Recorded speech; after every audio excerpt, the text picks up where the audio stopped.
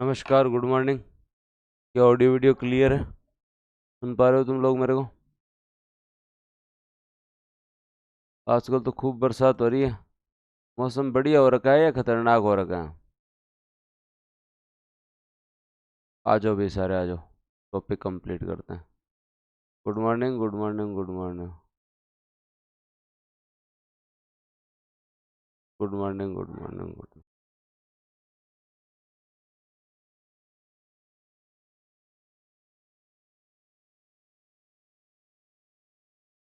कैसे हो आप लोग? बरसात कहाँ कहाँ हो रही है? बढ़िया, एकदम आनंद में हो? चलो तो अच्छी बात है। अगर एकदम आनंद में हो तो अब आगे बात स्टार्ट करते हैं। और जो है वो इस टॉपिक को जो है कंप्लीट करते हैं। पॉलिटी में इंटरेस्ट बैठा तुम लोगों का थोड़ा? बैठा थोड़ा इंटरेस्ट? करवा देंगे, करवा देंगे।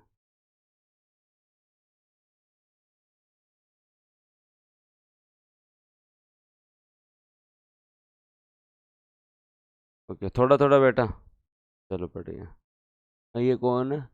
ये सर शाम वाले 6 बजे वाली क्लास क्यों नहीं हो रही?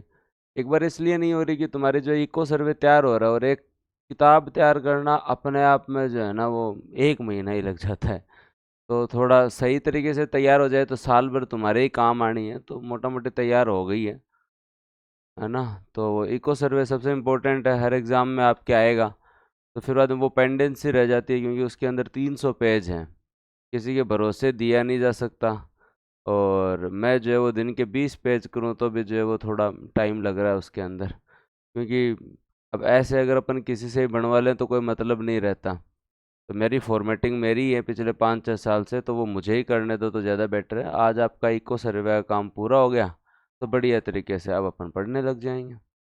हाँ, आर एस प्री से पहले, हाँ आर एस प्री से पहले सिलेबस हो जाएगा। मेंस के कुछ टॉपिक होंगे, कुछ जो है वो एग्ज़ाम कब आपकी डेट आई उसके अनुसार होगा। हिंदी अंग्रेजी पहले करवा देंगे। ठीक है। अब सुबह अदालत ने लगा कि अपन लोग जो है वो 100 पेज ही कर दूं, कितना करूं तुम्हारे इको सर्वे को? गवर्नमेंट के तो हैं मोटा मोटी जो है वो लगभग 300 के आसपास पेज। तुम्हें कितने पेज में चाहिए? चलो, तो पहले अपन कंप्लीट करें। तो कल एक रिदम बना तुम लोगों का भारतीय संविधान के निर्माण का, कि जो है वो बाल गंगाधर तिलक ने जो है वो बात कही थी। उसके बाद में मानवेंद्र नाथ राय ने जो है वो व्यक्तिगत मांग की थी। कांग्रेस ने 1935 में जो एज ए पार्टी मांग की थी। जवाहरलाल नेहरू ने 1938 में वैश्विक मताधिकार की बात कही। फिर अगस्त प्रस्ताव में संविधान निर्माण की बात को जायज बताया, पर युद्ध के बाद की बात कही। उसके बाद में क्रिप्स मिशन में भी संविधान सभा की जो है वो गठन की बात जो है उसको जायज माना, लेकिन युद्ध के बाद की बात कही। फिर वेबेल प्लान के अंदर जो है वो कहा गया कि ठीक है, आप एक सर्वदलीय सम्मेलन बना लीजिए। सर्वदलीय सम्मेलन शिमला में हुआ, जिसमें कोई निष्कर्ष नहीं निकला। फिर आपका कैबिनेट मिशन आया, और कैबिनेट मिशन ने जो है वो दोस्तों जो है वो कहा कि 10 लाख की जनसंख्या पे एक व्यक्ति होगा, एक सीट होगी, और सीटें जो है वो मुस्लिम, सिख और सामान्य में बांटी हुई होगी। अप्रत्यक्ष निर्वाचन के आधार पर प्रांतीय विधानसभाओं से चुन के आपको लोग भेजने होंगे, और जो है वो राजा जो है वो क्या करेंगे, आपके देसी रियासतें मनोनीत का काम करेंगे। 389 टोटल मेंबर थे, जिसमें 296 और 93 का रेशियो था। 296 में से 292 जो है वो दोस्तों ब्रिटिश भारत से थे। 4 जो है वो चीफ कमिश्नरेट से थे, ABCD। मतलब अजमेर हो गया आपका, बलूचिस्तान हो गया, कुर्ग हो गया, और दोस्तों जो है वो ये आपका जो है वो याद रखना आपको।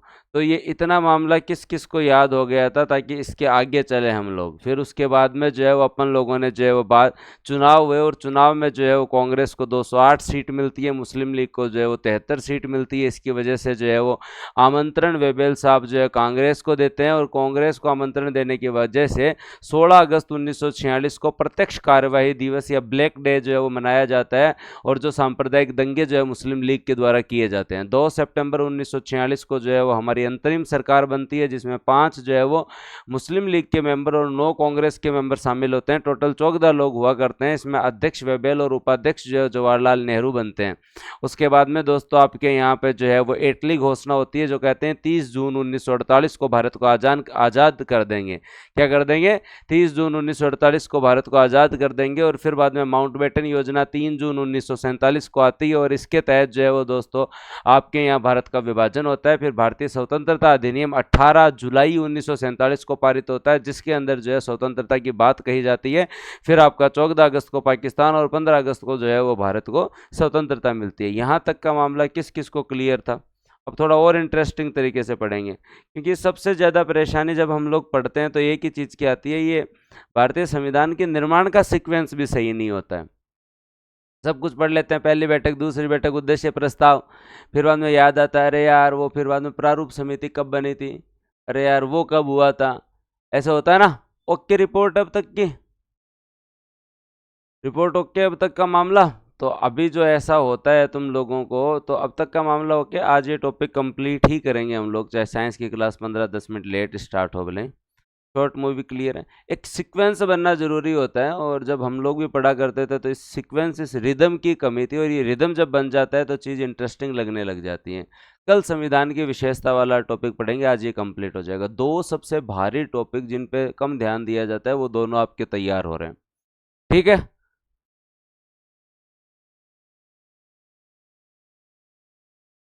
चले आगे।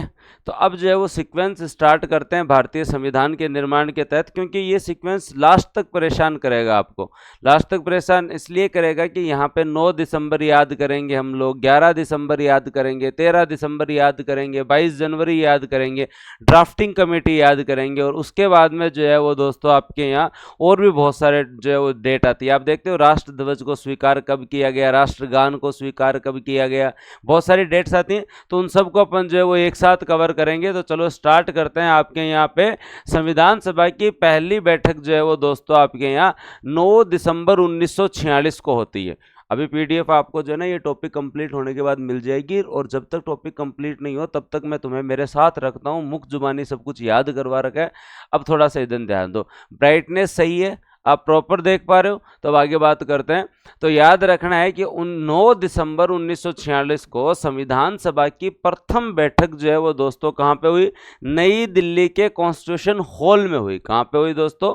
नई दिल्ली के कॉन्स्टिट्यूशन हॉल में हुई। और इसमें कितने मेंबर आए इसके लिए जो है वो हर किताब में अलग अलग है, 211 भी बताते हैं, 210 भी बताते हैं, 208 भी बताते हैं, तो इस पर जो है वो चर्चा नहीं करनी। आपको याद रखना है कि पहली बैठक कब हुई? 9 दिसंबर 1946 को हुई, और मुस्लिम लीग ने संविधान सभा की प्रथम बैठक का बहिष्कार कर दिया। संविधान सभा की प्रथम बैठक का जो है वो दोस्तों जो है बहिष्कार कर दिया, ये याद रख लेना। मुस्लिम लीग ने संविधान सभा की प्रथम बैठक का बहिष्कार कर दिया। संविधान सभा के सबसे सीनियर आदमी को हम लोगों ने अस्थायी अध्यक्ष बनाया और अस्थायी उपाध्यक्ष बनाया। इन दो जनों के नाम याद रखने। हाँ, क्या याद रखना है? अस्थायी अध्यक्ष बनाया और अस्थायी उपाध्यक्ष बनाया। ये दो जनों जो है वो दोस्तों इनके नाम याद रखने आपको, कि अस्थायी अध्यक्ष बनाया गया और दोस्तों जो है अस्थायी उपाध्यक्ष बनाया गया। जनरली अस्थायी अध्यक्ष तो याद करते हैं पर उपाध्यक्ष याद नहीं करते हैं। तो सभी कमेंट सेक्शन में लिखें सच्चिदानंद सिन्हा और फ्रैंक एंथोनी। सच्चिदानंद सिन्हा और फ्रैंक एंथोनी। सच्चिदानंद सिन्हा और फ्रैंक एंथोनी, फ्रांसीसी परंपरा के तहत सबसे सीनियर आदमी को जो है वो दोस्तों वहां पे हम लोगों ने क्या बनाया? सच्चिदानंद सिन्हा और Frank Anthony. Frank Anthony, Acharya Kripalani जी थे, वो ये प्रस्ताव लेके आए कि सबसे सीनियर आदमी को जो है वो बना दिया जाए। तो डॉक्टर सच्चिदानंद सिन्हा और फ्रैंक एंथोनी, अपन जनरली एक ही नाम याद करते हैं, अस्थायी अध्यक्ष, अस्थायी अध्यक्ष, अस्थायी अध्यक्ष। अस्थायी उपाध्यक्ष भी बनाया गया था फ्रैंक एंथोनी और सच्चिदानंद सिन्हा। जब आपकी अगली मीटिंग होती है 11 दिसंबर 1946, दूसरी जो, उस समय हम संविधान के प्रथम स्थायी अध्यक्ष बनाते हैं वो राजेंद्र प्रसाद होते हैं। प्रथम स्थायी उपाध्यक्ष बनाते हैं वो एस.सी. मुखर्जी होते हैं। और संविधान के लिए एक एडवाइजर रखते हैं वो बी.एन. राव होते हैं। क्या रहते हैं दोस्तों?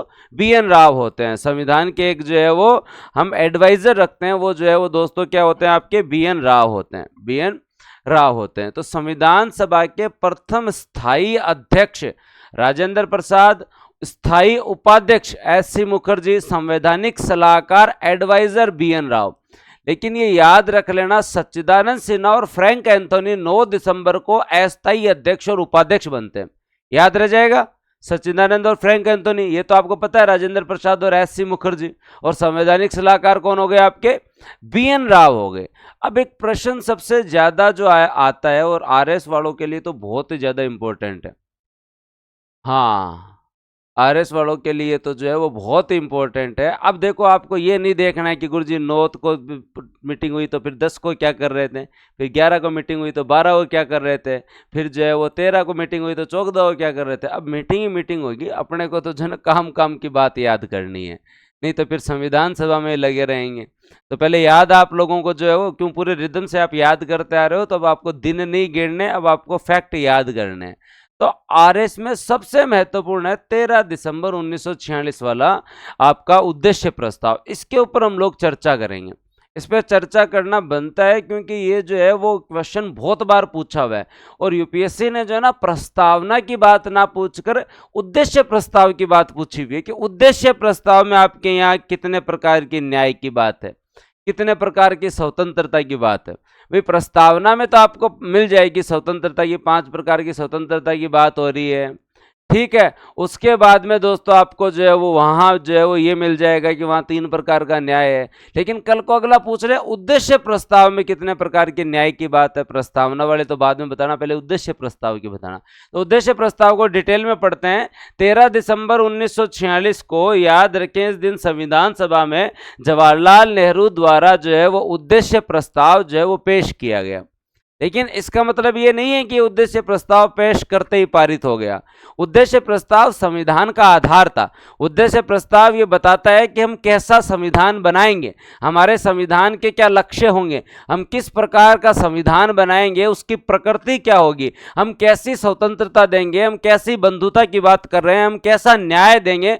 उन सब की एक रूपरेखा थी कि हमारे उद्देश्य ये होंगे, और इसी के आधार पर दोस्तों आपका जो है वो क्या बनता है, संविधान बनता है, और इसी के आधार पर आपकी प्रस्तावना बनती है। लेकिन विरोध के कारण यह हाथों हाथ पारित नहीं होता है। आता 13 दिसंबर को है, लेकिन पारित जो है वो 22 जनवरी 1947 को होता है। 22 जनवरी 1947 को होता है, याद रखें। बाद में संविधान के प्रेम्बल के रूप में काम करता है, प्रस्तावना के रूप में काम करता है ये। तो लिखो 13 दिसंबर और 22 जनवरी, लिखो भाई 13 दिसंबर और 22 जनवरी। 13 दिसंबर और 22 जनवरी जो है वो दोस्तों ये जो है वो याद करना है तुम लोगों को। क्या याद करना है? 13 दिसंबर और 22 जनवरी। कौन लेके आते हैं? जवाहरलाल नेहरू। हाँ क्या याद रखना है तुम्हें? जवाहरलाल नेहरू लेके आए, 13 दिसंबर को आया, 22 जनवरी को पारित हुआ। 3 डेट याद की है आप लोगों ने। 9 दिसंबर जो है वो दोस्तों अस्थायी अध्यक्ष और उपाध्यक्ष सच्चिदानंद और फ्रैंक एंथोनी। 11 दिसंबर राजेंद्र प्रसाद, एस.सी. मुखर्जी, बी.एन. राव। 13 दिसंबर उद्देश्य प्रस्ताव 22 जवाहरलाल नेहरू, पास होता है 22 जनवरी को दोस्तों। याद रह जाएगा। डन। अब देखो उद्देश्य प्रस्ताव में था क्या, इससे आपको पता चल जाएगा, रटना नहीं चाहिए। बहुत सारे लोग पॉलिटी पढ़ जाते हैं, उद्देश्य प्रस्ताव कर जाते हैं, उद्देश्य प्रस्ताव के अंदर क्या है ये पता ही नहीं है। इन्होंने कहा कि भारत को एक स्वतंत्र, संप्रभु एवं जनतंत्र घोषित करते हैं। क्या करते हैं? भारत को एक स्वतंत्र, संप्रभु एवं जनतंत्र घोषित करना। मतलब यहां से ये क्लियर हो चुका था कि भारत के अंदर जो सबसे सुप्रीम पोस्ट है, जो आपका राष्ट्रपति, वो चुने हुए होंगे। वो क्या होंगे दोस्तों? चुने हुए होंगे। मतलब ये याद रखें, आपके यहाँ भारत का एक संघ निर्मित होगा। संविधान बनता है, लेकिन संविधान के लिए आधार मिल जाता है कि दोस्तों भारत के लिए एक संघ निर्मित होगा, अखिल भारतीय संघ होगा, जिसमें ब्रिटिश भारत भी होंगे, रियासतें भी होंगी, अन्य क्षेत्र भी होंगे, और जो भारत में शामिल होना चाहता है उसे भी कर लेंगे। हम आगे जाके जब बात करेंगे ना आपके आर्टिकल 1, 2, 3, 4 की, तब आप लोगों को पता चला कि अगर कोई शामिल होना चाहता है तो हम उससे भी ले लेंगे। उसकी रूपरेखा उद्देश्य प्रस्ताव बना देता है। अब इससे प्रश्न तो आए नहीं है, एक समझ विकसित होगी आप लोगों की कि जो आपके कॉन्स्टिट्यूशन में जो आपके प्रोविजंस किए गए हैं, उनकी रूपरेखा पहले ही उद्देश्य प्रस्ताव में बता दिया कि हमारे उद्देश्य ऐसे हैं कि भारत एक ऐसा संघ होगा जिसमें कि आपके जो है वो राज्य तो होंगे, रियासतें भी होंगी, गोवा, पुदुचेरी, इनको भी लेंगे, और अगर कोई आना चाहे तो उसे भी हम लेंगे। संप्रभु का मतलब है कि भारत के ऊपर कोई नहीं होगा, सोविनियर होगा भारत। भारत जो है वो अपनी विदेश नीति के लिए, अपनी आंतरिक नीति के लिए, सबके लिए स्वतंत्र होगा। उसे किसी से जो है वो निर्देश लेने की जरूरत नहीं है। भारतीय संघ राज्यों को स्वायत्ता प्रदान की जाएगी, ये याद रख लेना। राज्यों को क्या दी जाएगी? स्वायत्ता दी जाएगी। यहां राज्यों को स्वायत्ता देने की बात हो रही है। भारत में शक्ति का आधार भारत की जनता होगी, मतलब यहां चुनाव की बात हो रही है। और देश के सभी नागरिकों को जो है वो सामाजिक, आर्थिक, राजनीतिक न्याय देंगे, प्रतिष्ठा, अवसर एवं विधि के समान समता देंगे। लेकिन दोस्तों ये याद रखें, स्वतंत्रता, विचार की स्वतंत्रता, धर्म की स्वतंत्रता, अभिव्यक्ति की स्वतंत्रता, उपासना की स्वतंत्रता, विश्वास की स्वतंत्रता, व्यवसाय की स्वतंत्रता, काम की स्वतंत्रता और जो है वो संघ समूह बनाने की स्वतंत्रता। आप जो है वो कोई ऑर्गेनाइजेशन बना सकते हो।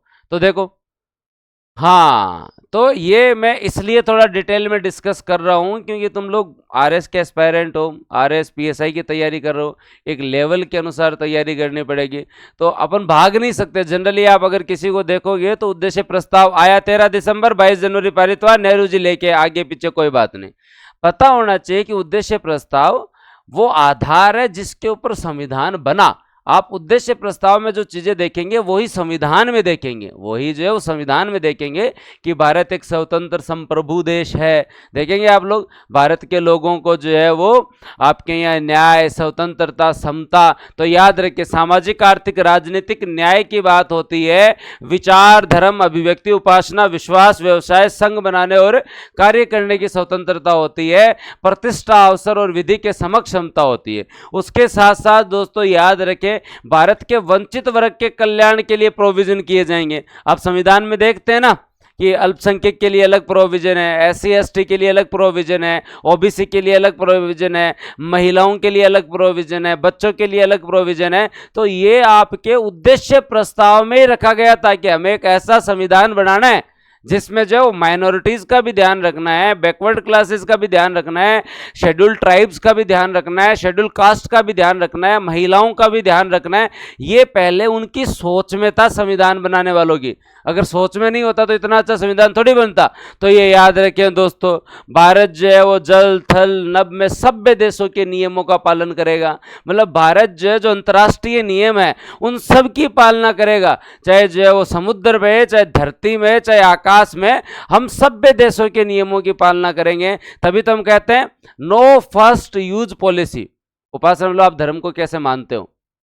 हाँ, नो फर्स्ट यूज पॉलिसी याद है तुम लोगों को? नो फर्स्ट, हमारी जो परमाणु की जो पॉलिसी है वो क्या है? नो फर्स्ट यूज पॉलिसी, कि हम तो पहले किसी को छेड़े नहीं, हम हमारे जो हथियारों का उपयोग ले नहीं, लेकिन अगला कोई करे तो हम फिर बाद में छोड़े नहीं उसे। तो नो फर्स्ट यूज पॉलिसी, हम कोई भी बात को यूएनओ में ले जाके सुलझाना चाहते हैं। ये क्यों? क्योंकि हमने हमारे उद्देश्य प्रस्ताव में लिखा था कि हम सभ्य देशों के नियमों का पालन करेंगे, हम अंतर्राष्ट्रीय नियमों का पालन करेंगे। भारत बहुत कम देशों में एक देश है जो आपके आर्टिकल में लिखता है, डीपीएसपी में लिखता है कि भारत अंतर्राष्ट्रीय नियमों का पालन करेगा। भारत है अंतर्राष्ट्रीय नियमों, संधि, समझौतों का पालन करेगा। हम संविधान में लिख रहे हैं, ये अपने आप में एक सभ्य देश का प्रतीक है। नहीं तुम जाके तुम्हारे पड़ोसियों के संविधान देखोगे ना तो वहां ऐसी कोई बात ही नहीं है कि सभ्य देश है, अंतर्राष्ट्रीय नियम, ये वो जानते ही नहीं है। उनका तो मकसद है, हाँ, उद्देश्य तो हुए नहीं हुए। तो ये याद रखे तुम लोग। तो ये याद रखें, तो राष्ट्र की अखंडता और विश्व शांति को प्रोत्साहित करेंगे, जल, थल, नभ जो है वो नभ में सभ्य देशों के नियम जो है वो पालन करेंगे। तो उद्देश्य प्रस्ताव किस किस के दिमाग में बैठा? उद्देश्य प्रस्ताव जो है वो किस किस के दिमाग में बैठा, मुझे ये बताओ। हाँ, किस किस के दिमाग में बैठा? चलो चलो बताओ मुझे। तो 9 दिसंबर, 11 दिसंबर, 13 दिसंबर तो याद रह गया तुम लोगों को? 9 दिसंबर, 11 दिसंबर, 13 दिसंबर तो याद रह गया। तो चलो फिर बात करते हैं अपने यहाँ पे, दो डेट और हैं, और वो दो डेट जो है ना और इम्पोर्टेंट डेट हैं, उनको भी तुम लोगों को याद करना पड़ेगा। मुझे ये बताओ कि आपका राष्ट्र ध्वज कब बनेगा? हम मुझे ये बताओ, अगर मैं तुम्हें डेट दूं या मैं तुम्हें ईयर दूं तो आपका राष्ट्र ध्वज कब बनेगा? अगर आपको डेट याद नहीं है, फिर तुक्का भी अगर मारना है तो तुक्का भी मारोगे तो किससे पहले मारोगे? क्योंकि चलो राष्ट्रगान, राष्ट्र प्रतीक, ये हम लोग जो वो कर लेंगे, लेकिन अगर आप लोगों को राष्ट्र ध्वज की बात आ जाए तो शालिनी का कहना है कि सर 24 जनवरी को बनेगा। नहीं शालिनी, गलत है। फिर बाद में भाई इतना तुक्का तो मार सकते हो, ये देखो मनीष बोल रहा है कि 24 जनवरी 1950 को बनेगा। कितनी गलत बात बोल रहे हो भाई, आज़ाद हो रहे हैं तो 15 अगस्त से पहले नहीं चाहिए क्या तुम्हें? ध्वज नहीं चाहिए क्या 15 अगस्त से पहले? चाहिए ना। तो एक चीज तुम लोगों को याद रखनी होगी कि हमारा राष्ट्र ध्वज जो है वो, दोस्तों एक चीज आप लोगों को याद रखनी पड़ेगी कि हमारा राष्ट्र ध्वज जो है, हमारा राष्ट्र ध्वज जो है वो दोस्तों आप लोगों को याद रखना पड़ेगा। और राष्ट्र ध्वज हमारा कब बनता है? 22 जुलाई 1947। याद रखें 22 जुलाई 1947 को बनता है। 22 जुलाई 1947 को बनता है। 22 जुलाई 1947 को बनता है। ये चीज तुम लोगों को जो है वो याद करनी पड़ेगी। क्या करनी पड़ेगी? 22 जुलाई 1947 को बनता है और ये तुम लोगों को जो है वो याद करना पड़ेगा। क्या याद रखना पड़ेगा? 22 जुलाई 1947। अब एक क्वेश्चन और आ जाता है यहाँ पे, 22 जुलाई 1947 तो चलो ठीक है, क्योंकि अपने को तो चाहिए ना, तो 22 जुलाई 1947 को आपका राष्ट्र ध्वज बनता है। अब मुझे ये बताओ, आपका जो राष्ट्र ध्वज बनता है उसका जो है वो खाका, उसके जो है वो तैयार किसने किया था? वो तैयार किसने किया था? एनीवन अगर कोई बताना चाहे तो। आपका जो राष्ट्र ध्वज बनता है, तो ये भी क्वेश्चन आया हुआ है, ये भी जो है वो दोस्तों आपका क्वेश्चन आया है। हाँ, ये भी क्वेश्चन आया हुआ है, बताओ एनीवन। क्या बात है, पिंगली वेंकैया। याद रखें दोस्तों, जो है वो ध्वज जो है वो किसने बनाया था? पिंगली वेंकैया। अगर आपसे क्वेश्चन पूछ लिया जाए, पिंगली वेंकैया ने बनाया था। किसने बनाया था? पिंगली वेंकैया ने बनाया था। इसे भी आप लोग जो है वो याद रखना, इसे भी आप लोग जो है वो याद रखना, याद रख लोगे? पिंगली वेंकैया ने बनाया था, इसे भी आप लोग जो है वो जरूर याद रखें। डन। सर कितना टाइम हुआ है क्लास चले? टाइम तो थोड़ा सा ही हुआ है, लेकिन तुम लोग लेट आते क्यों हो? मेरे को तो ये नहीं समझ में आता। हाँ, टाइम से ही आ जाया करो। चलो, मैंने तो तुम्हें 1 तारीख तक की तुम लोगों से छूट मांग रखी है। अब देखो क्या दिन आ गए, छूट भी मांगनी पड़ती है कि सर जो है वो, भाई लोगों तुम छूट दो थोड़ी। पिंगली वेंकैया याद रह जाएगा, श्योर। चलो फिर आगे चलते हैं और बात करते हैं नेक्स्ट पिंगली वेंकैया के बाद में। तो जो है वो छूट भी जो है वो मांगनी पड़ती है। थोड़े से दिनों की बात है, ज़्यादा तुम लोगों को लोड लेने की ज़रूरत नहीं है। ज़्यादा तुम लोगों को लोड लेने की ज़रूरत नहीं है, थोड़े से दिनों की बात है। अब धीरे धीरे जो है वो मामला सही हो जाएगा, थोड़े दिन और इंतज़ार कर लो। पिंगली वेंकैया याद रह जाएगा तुम लोगों को। मेरे भी क्या चक्कर है कि कोई दिनमान माड़ा चादर है, एक चीज़ सही हूँ तो दूसरी चीज़ को ही ले रहे पड़े रहे। तो ये जो सब कुछ हो रहा है ना, ये भी जो है वो तुम्हारे साथ साथ ही हो रहा है, ऐसी कोई बात नहीं है। ठीक है, हाँ। तो अब मतलब मैं सही हुआ तो लास्ट में जो है वो अभी 3 दिन जो है वो टॉन्सिल टॉन्सिल से कान दुखने लग गए। मैं यार ये नया रोग आ गया। कल तो मैं फिर बाद में माता जी की एक फेरी बोली, और एक जो है वो मैं आपका माता बड़ी पक्को पैदल आऊँ, है ना। जागरण रात इसका तो बोले, लेकिन सागे सागे में क्या पहले जीण माता में पहले बहुत पैदल जाया करता हूँ। हाँ, पिछले कुछ सालों से मैं गया नहीं, लेकिन अब वापस जो है वो स्टार्ट करूँगा मैं। थोड़ा हेल्थ भी सही रहे और थोड़ा ज़रूरी है ना। पहले पढ़ाई में लगे रहे तो वो इतना टाइम नहीं मिला। पहले मैं 7 बार जीण माता पैदल गया हूँ सुजानगढ़ से। हाँ, तो ये आप लोग, तो ये थोड़ा सही हुए, फिर बाद में पता नहीं 3 दिन क्या ही था, कोई ऐसी चलाने की वजह से वह ठंडा पानी पी लिया, वो चक्कर हो गया।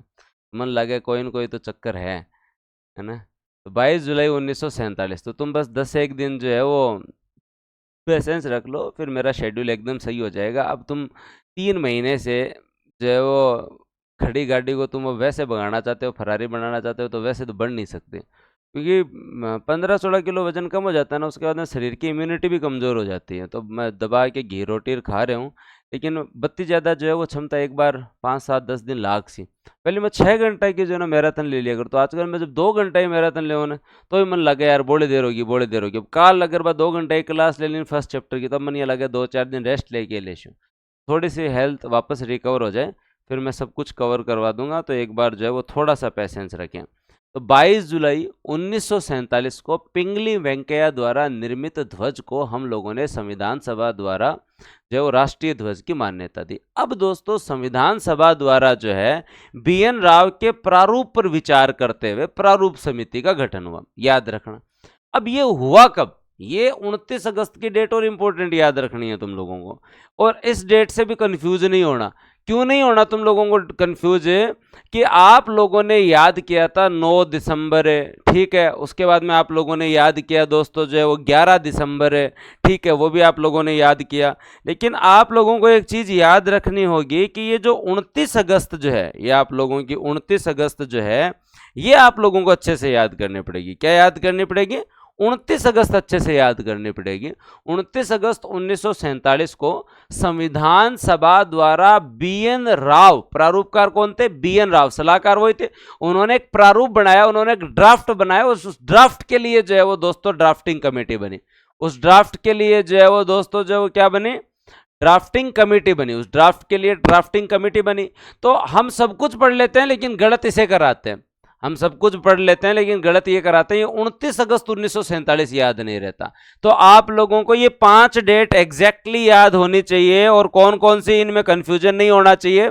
9 दिसंबर वाली, उसके बाद में 11 दिसंबर स्थायी अध्यक्ष वाली, फिर 13 दिसंबर उद्देश्य प्रस्ताव वाली, ये सारा मामला 1946 का है। ये सारा मामला 1946 का है। 22 जनवरी 1900 जो है वो 47 का है। और उसके बाद में दोस्तों याद रखें, आपके यहाँ पे जो है वो 2 डेट और याद करनी पड़ेगी। वो आप लोगों की कौन सी है? 22 जुलाई, याद रखें दोस्तों, 22 जुलाई 1947 जो है वो दोस्तों राष्ट्रीय ध्वज की है। और 29 अगस्त 1947 ड्राफ्टिंग कमेटी की है। 1947 किसकी है दोस्तों? ड्राफ्टिंग कमेटी की है, प्रारूप समिति की है। जो बीएन राव ने ड्राफ्ट बनाया था उसके ऊपर डिस्कशन के लिए दोस्तों जो है ड्राफ्टिंग कमेटी बनी। उसके डिस्कशन के लिए जो है वो ड्राफ्टिंग कमेटी बनी। ये याद रह जाएगा। 22 जनवरी, 22 जुलाई, 29 अगस्त, 22 जनवरी, 22 जुलाई, 29 अगस्त। तो एक चीज तो है कि ये सारा मामला तो दिसंबर का था, 46 वाली डेट है। ये जनवरी, जुलाई, अगस्त वाली डेट है, ये आपकी 47 की है। ये क्या है दोस्तों? आपकी 47 की। ये बहुत भारी कंफ्यूजन है। हम सब कुछ याद कर जाते हैं। मैं बार बार जो है वही चीज़ बता रहा हूँ तुम लोगों को, जो गलतियां हमने की है। इस डेट को याद नहीं करते हैं। ड्राफ्टिंग कमेटी का सब कुछ पूछ ले, कभी डेट पूछ लेगा ना तो प्रश्न गलत कर क्या होगे। तो ये प्रश्न हमें जो है वो गलत है नहीं करना था, याद रख जोगे। अब हम बात करते हैं दोस्तों आपके यहाँ पे ड्राफ्टिंग कमेटी के बारे में। तुमने बहुत सारी चीज़ें याद की होगी। तुम लोगों ने जो ड्राफ्टिंग कमेटी के अंदर बहुत सारी चीज़ें याद की होगी कि इस ड्राफ्टिंग कमेटी के अंदर जो है वो दोस्तों आपके यहाँ सदस्य होते हैं। और सदस्य अंबेडकर साहब अध्यक्ष होते हैं। उसके बाद में दोस्तों आपके एक जो है गोपाल स्वामी अयंगर हो गए, कृष्ण स्वामी अय्यर हो गए, मोहम्मद सादुल्ला हो गए, के.एम. मुंशी हो गए। ये 5 नाम अगर आप याद करते हो तो गोपाल, कृष्ण, मुंशी, आप एक मोहम्मद सादुल्ला को छोड़ दो और भीमराव अंबेडकर को छोड़ दो और सारे नाम आपको कृष्ण जी के से मिलेंगे। सारे नाम जो है वो दोस्तों जो है वो कृष्ण जी के से मिलेंगे। तो याद रखें यहाँ पे कि भीमराव अंबेडकर साहब अध्यक्ष थे, एक मुस्लिम सदस्य मोहम्मद सादुल्ला थे, फिर गोपाल स्वामी अयंगर, कृष्ण स्वामी अय्यर, के.एम. मुंशी। 3 नाम तो ये याद रखो। गोपाल कृष्ण मुंशी, एक बार लिखो कमेंट सेक्शन में। गोपाल कृष्ण मुंशी एक बार लिखो कमेंट सेक्शन में। गोपाल कृष्ण मुंशी एक बार लिखो जो है कमेंट सेक्शन में। फिर दोस्तों पहले बीएल मित्र थे। बीएल मित्र के स्थान पर जो है वो दोस्तों बीएल मित्र ने संविधान सभा से त्यागपत्र दे दिया था। और उन्होंने त्यागपत्र दे दिया तो फिर वो ड्राफ्टिंग कमेटी में नहीं रह सकते। तो उन्होंने त्यागपत्र दिया तो बीएल मित्र है। हमारे सबके मित्र कौन है भाई? तो हमारे सबके मित्र तो कृष्ण जी हैं। तो बीएल मित्र की जगह जो है वो कौन आता है? एन माधव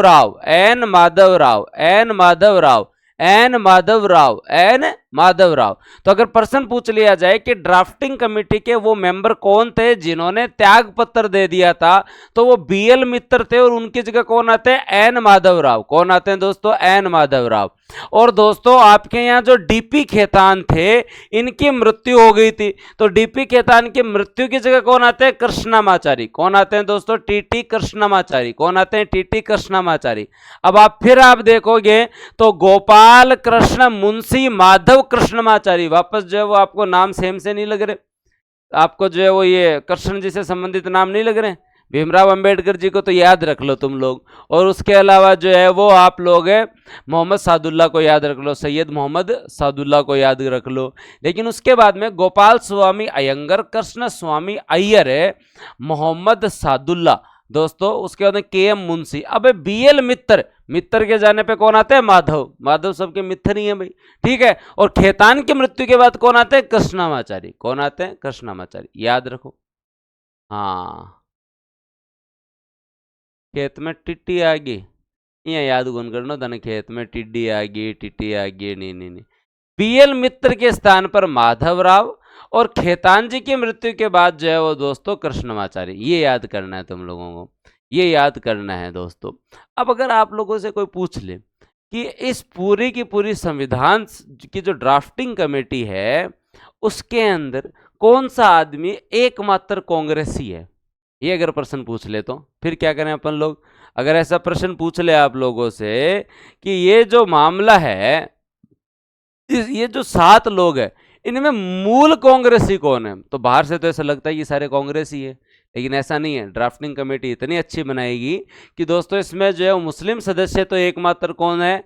सैयद मोहम्मद सादुल्ला है, और जो है के.एम. मुंशी जो है वो एकमात्र मूल कांग्रेसी सदस्य है। के.एम. मुंशी क्या है? एकमात्र मूल कांग्रेसी सदस्य है, चाहे पूछे जैसे पूछ ले भले। तो समिति में एकमात्र मुस्लिम सदस्य तो जो है वो आपके जो सादुल्ला जी हैं, लेकिन एकमात्र मूल कांग्रेसी सदस्य कौन है दोस्तों? आपके के.एम. मुंशी हैं। क्या है दोस्तों? जो है वो के.एम. मुंशी हैं, याद रह जाएगा तुम लोगों को, कौन है? के.एम. मुंशी है। अब हम आगे चलते हैं और बात करते हैं। तो ये 29 अगस्त 1947 को ड्राफ्टिंग कमेटी बनी। इस ड्राफ्टिंग कमेटी के बाद में दोस्तों जो है इन्होंने पूरा ड्राफ्ट बनाया, संविधान बनाया। संविधान बनाने के अंदर दोस्तों इनके यहाँ जो अंबेडकर जी अध्यक्ष थे, उनके साथ साथ दोस्तों आपके जो सैयद मोहम्मद सादुल्ला, उनके अलावा जो है नाम तुम्हें जो है वो सारे याद होने चाहिए। एक आपके जो गोपाल स्वामी, एक कृष्ण जी, एक के.एम. मुंशी, एक एन माधवराव, एक टी.टी. कृष्णाचारी। याद किस किस को हो गया? याद किस किस को हो गया? ये बताओ मुझे, याद हो गया सबको? फिर चलूं आगे। तो चलो अब आगे चलते हैं और आगे बात करते हैं। आपके यहाँ पे इन्होंने जो चीज बनाई दोस्तों, प्रारूप समिति ने संविधान के मूल पाठ पर विचार करके और संविधान सभा को जो है वो प्रारूप बता दिया कि ये लो जी हमने हमारा ये बना दिया। उसके ऊपर इस प्रारूप को लेकर 3 वाचन हुए। इस प्रारूप को लेकर जो डिबेट हुई, सेशन तो खूब है पर वाचन 3 बार इसे रीड किया गया। इसे कितनी बार रीड किया गया? 3 बार रीड किया गया दोस्तों। एक बार 1948 में, एक बार 1949 में, एक बार लास्ट रीडिंग जो है वो 14 नवंबर से 26 नवंबर 1949 तक 3 बार इसे जो है रीड किया गया। 3 बार इसे बोल बोल के सुनाया गया कि देख लो भाई। सेशन तो खूब हुए थे, टोटल आपके 12 सत्र थे, वैसे जनरली 11 ही मानते, एक तो लास्ट सेशन था। लेकिन जो इन्होंने प्रारूप बनाया 29 अगस्त 1947 वाली समिति ने जब प्रारूप बनाया, प्रारूप बना के इन्होंने जो 1938 एक साल इन लोगों को लगा, उसके बाद में जो है वो दोस्तों इसकी 3 बार रीडिंग हुई। एक बार रीडिंग कब हुई दोस्तों? याद रख लेना आपके यहाँ पे कि 4 नवंबर से 9 नवंबर, फिर बाद में 15 नवंबर से अक्टूबर 1949, फिर 14 नवंबर से 26 नवंबर। ये डेट याद नहीं रखनी है, डेट याद नहीं रखनी है, क्योंकि यहां तक भी नहीं जाना। तुम लोग जो है वो क्या पढ़ रहे हो? तुम लोग जो है वो दोस्तों याद रखें। हाँ, ये जो अक्टूबर नवंबर गलत लिख दिया होगा इन्होंने, तो तुम लोग जो है वो क्या पढ़ रहे हो? आरएस के लिए पढ़ रहे हो। तो इतना जो है फैक्ट में भी नहीं जाना। प्रथम वाचन, द्वितीय वाचन, तृतीय वाचन, बस इतना याद रखो। कितने वाचन हुए? 3 वाचन हुए। कितने वाचन हुए? 3 वाचन हुए। ड्राफ्टिंग कमेटी ने पूरा एक समय लिया, पूरा 1 साल लिया। 29 अगस्त से लेकर अगले जो है वो दोस्तों 48 तक पूरा साल लिया। और उसके बाद में ड्राफ्टिंग कमेटी ने जो है वो दोस्तों जो है वो ड्राफ्ट तैयार किया। और फिर रीडिंग कितनी हुई? 3 रीडिंग हुई। कितनी रीडिंग हुई? 3 रीडिंग हुई। अब दोस्तों हम बात करते हैं 26 नवंबर 1949 की। महत्वपूर्ण डेट पर आ जाए अपन लोग। अब सारी डेट पकड़नी है ना, तो सारी डेट पकड़नी है तो अपन लोगों को 26 जनवरी 1950 तक आना है। और 26 जनवरी 1950 पर अपन जल्दी आने वाले हैं, क्योंकि 9 दिसंबर, 11 दिसंबर, 13 दिसंबर 1946 वाली डेट याद होगी। उसके बाद में जो है वो दोस्तों आपकी अगली डेट में 22 जनवरी, 22 जुलाई और बाद में 29 अगस्त याद हो गया। 22 जनवरी को राष्ट्र ध्वज, 22 जुलाई को जो है वो अपन लोगों ने पढ़ाई। 22 जनवरी को तो जो है वो आपका उद्देश्य प्रस्ताव पारित हुआ, 22 जुलाई को राष्ट्र ध्वज, और दोस्तों 29 अगस्त को ड्राफ्टिंग कमेटी। उसके अलावा अब जो 2 डेट बचती है, 3 डेट और बचती है। 9 डेट याद करनी है हमें टोटल, 3 डेट और बचती है। हाँ, 3 डेट और बचती है, तो वो अपन लोग जो है वो याद कर लेंगे। तो ये इतना तक का मामला क्लियर है। 26 नवंबर 1949 को जो है डॉक्टर भीमराव अंबेडकर द्वारा पेश किए गए संविधान को हम लोगों ने पारित करने वाला प्रस्ताव पारित हुआ कि ये जो ड्राफ्टिंग कमेटी ने जो कॉन्स्टिट्यूशन हमारा बनाया है, इसे हम लोग जो है वो पारित करते हैं। और दोस्तों इसे क्या किया गया, अंगीकृत किया गया। दोस्तों याद रखें, अंगीकृत किया गया, ये आत्मर्पित अधिनियमित अंगीकृत, ये डेट इसी दिन की है। लागू आप कर लेना, भले लागू आप कर लोगे, प्रस्तावना में जो आपको डेट मिलेगी ना, वो कब की मिलेगी दोस्तों, आपके यहाँ पे डेट मिलेगी तो वो 26 नवंबर की ही मिलेगी। तब कई बोलेंगे गुरुजी जो है वो फिर बाद में 26 जनवरी को क्यों किया, क्या तो वो देखो हमारा एक लालच था, उसकी वजह से 26 जनवरी हमने डेट बनाई। जब 1930 के आसपास हम जब स्वतंत्रता की मांग कर रहे थे, तो हमने हमारा स्वतंत्रता दिवस जो है वो पहले से 26 जनवरी को घोषित कर दिया। याद है तुम लोगों को कुछ? अगर आप मॉडर्न हिस्ट्री में जाओ तो हमने हमारा स्वतंत्रता दिवस जो है वो कब घोषित कर दिया कि हम 26 जनवरी को स्वतंत्रता दिवस हम लोगों ने हमारी तरफ से जो घोषित कर दिया। 26 जनवरी 1930 की बात याद आ रही है तुम लोगों को? लेकिन फिर बाद में जो है वो एयरटेल ने घोषणा कर दी कि 30 जून को देंगे। तो हमने कहा नहीं यार, ऐसे तो गलत बात है, हमारे पास तो डेट पहले से ही है, हमने तो डिसाइड कर रखा है 26 जनवरी को हम सेलिब्रेट करेंगे। तो भाई एयरटेल ने जो है वो कहा कि हम तो 30 जून को देंगे। फिर माउंटबेटन ने आके बाद में जो है वो जल्दीबाजी की, और फिर बाद में दोस्तों 18 जुलाई 1947 को स्वतंत्रता अधिनियम आया, उन्होंने कहा 15 अगस्त को ही ले लो। तो अब एक बात बताओ कि जब इतनी जल्दी आज़ादी मिल रही है तो मना कौन करे? अब लालच आ गया, अभी आज़ादी आज़ादी आज़ादी के लिए कौन रुके? जाहिर सी बात है, कोई चीज़ आपको मिलनी हो रविवार को, लेकिन फिर भी अगर आपको शनिवार को मिल रही है तो अपन जो है वो क्यों मना करेंगे? कोई इतनी अच्छी चीज़ हो तो तुम तो सोमवार को ही मना नहीं करो। तो जो चीज़ इतनी महत्वपूर्ण है, जिसके लिए आप इतने सपने संजो के बैठे हो, उसके लिए एक दिन इंतजार करना भी बहुत भारी होता है। और जब एक दिन इंतजार करना भारी होता है तो हमने 15 अगस्त को ले ली हमारी स्वतंत्रता। अब भाई रविवार जो है वो थोड़ा बुरा मान गया, 26 जनवरी जो है वो थोड़ी बुरा मान गई। क्या भाई, मेरे को तुम लोगों ने मोटा मोटी जो है वो 20 साल तक तुम लोगों ने कहा कि 26 जनवरी 26 जनवरी 26 जनवरी। अब मेरा मान सम्मान भी रखो, मैं वापस कैलेंडर में जाके क्या बताऊंगी सबको कि मेरे साथ क्या हुआ? भाई इतनी महत्वपूर्ण डेट है, आप जो इतने दिनों से कह रहे हो 26 जनवरी को आज़ादी लेंगे, 26 जनवरी हमारा स्वतंत्रता दिवस है, ये बात आप 1930 से कर रहे हो, और मैं उसी दिन से जो कैलेंडर में सबसे ज़्यादा महत्वपूर्ण दिवस हूँ भारतीयों के लिए। अब अगर तुम लोग 15 अगस्त को, चलो ठीक है तुम लोगों से नहीं रुका गया, लेकिन अगर तुम ये अन्याय करोगे तो मैं वापस जाके कैलेंडर के अंदर कैसे, किस जो है वो मुँह के साथ वापस बैठूँ? जायज़ बात है। तो 26 जनवरी को वापस यादगार बनाने के लिए, ये इतनी महत्वपूर्ण बात भी नहीं है, लेकिन तुम लोग पॉलिटी पढ़ते पढ़ते कहीं ऐसे नहीं हो जाए कि कहीं वापस ही सो जाए, 7:30 बजे उठे, 8:15 बजे, या ठंड का मौसम है तो कहीं वापस नींद नहीं आ जाए। तो इसलिए हम लोगों ने जो है वो आत्मर्पित अंगीकृत एवं अधिनियमित जो है वो तो 26 नवंबर को कर लिया, और कुछ प्रोविजंस भी हम लोगों ने लागू कर लिए, जिसमें आपके यहाँ नागरिकता के इनके जो आर्टिकल्स जो थे वो भी हम लोगों ने जो है वो लागू कर लिए। लेकिन बेसिकली हम लोग जो है वो फिर बाद में 26 जनवरी को ही लागू करेंगे। याद रह गया? हाँ सर, इको सर्वे की पीडीएफ नहीं मिलेगी ना, पीडीएफ फालतू में, इतने फ़ोन में पीडीएफ हो जाए, फिर बाद में फ़ोन का स्टोरेज भारी हो जाए, फिर व्हाट्सअप बार बार हैंग होने लग जाए, पहले से मैसेज इतने हैं, फिर पीडीएफ इतनी हो जाए, क्या मतलब हुआ? हाँ, तो इससे अच्छा किताब देंगे ना तुम्हें 1 तारीख को, तो मार्केट में जाना, लाना, इको सर्वे की किताब संजो के रखनी होती है खुद के पास, इतनी पीडीएफ का क्या करोगे? चलो आगे आगे ध्यान देते हैं। तो उसके बाद में संविधान निर्माण में 2 साल 11 माह 18 दिन लगे, ये सबको पता है। 2 11 18 लिखो एक बार, 2 11 18 लिखो एक बार, 2 11 18 तुम्हें पता है। लेकिन इसमें से 114 दिन तो संविधान के प्रारूप पर ही बहस होगी। काल अगर कोई पूछ लेगा ड्राफ्टिंग पे कितने दिन बहस हुई, तो 114 दिन तो जो है वो ड्राफ्टिंग पे ही बहस हो गई। क्या दोस्तों? 114 दिन तो जो है वो ड्राफ्टिंग पे ही बहस हो गई। और दोस्तों ये याद रख लेना कि ड्राफ्टिंग पे ही जो है वो 114 दिन बहस हो गई थी। तो 2 11 18 याद रखना, 2 वर्ष 11 माह 18 दिन।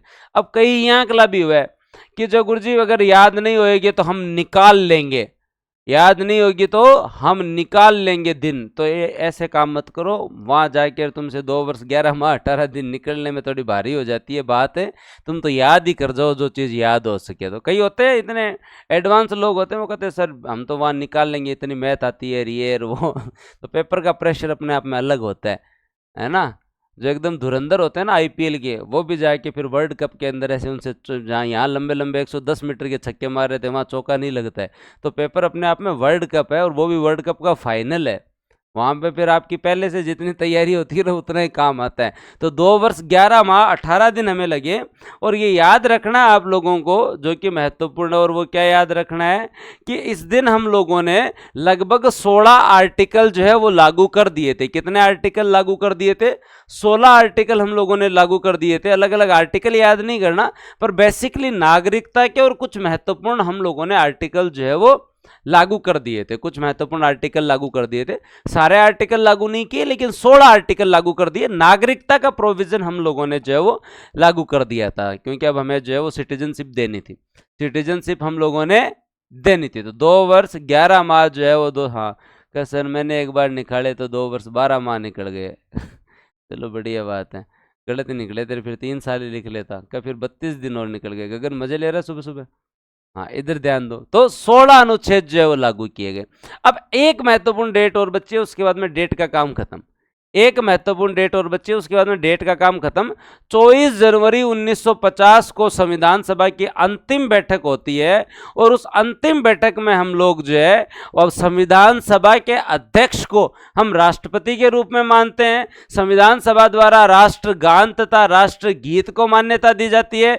और इस दिन बैठक में लगभग 284 लोग जो है होते हैं जो संविधान पर साइन करते हैं, जो संविधान पर साइन करते हैं।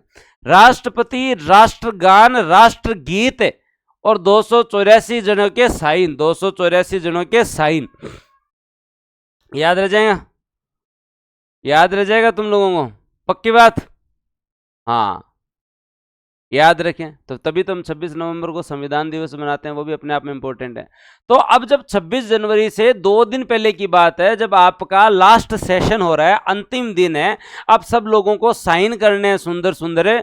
तो 284 लोग साइन करते हैं। और दोस्तों आपके यहाँ राष्ट्रगान, राष्ट्रगीत और राष्ट्रपति का अनाउंसमेंट होता है। पहले साइन करते हैं नेहरू जी, सबसे लास्ट साइन करते हैं दोस्तों आपके राष्ट्रपति जी। और राजस्थान की ओर से पहला साइन करते हैं बलवंत सिंह मेहता जी। राजस्थान की तरफ से पहले साइन कौन करते हैं? बलवंत सिंह मेहता जी। आगे मैं याद करवाऊंगा, राजस्थान में बहुत सारे लोग हैं, सबके बारे में बात करेंगे, लेकिन उदयपुर रियासत से बलवंत सिंह मेहता आए हुए थे, उन्होंने साइन किए। हाँ फाउंडेशन में हो तो इसलिए शिद्दत से अच्छा पढ़ो कि कभी कोई प्रश्न जो है वो बाहर जाने की संभावना ही नहीं रहे, बाहर जाने की संभावना ही नहीं रहे। फैक्ट होते हैं, फैक्ट परी में भी काम आते हैं, और इस पेपर को देखने के बाद लगता है कि मेंस में भी फैक्ट काम आते हैं।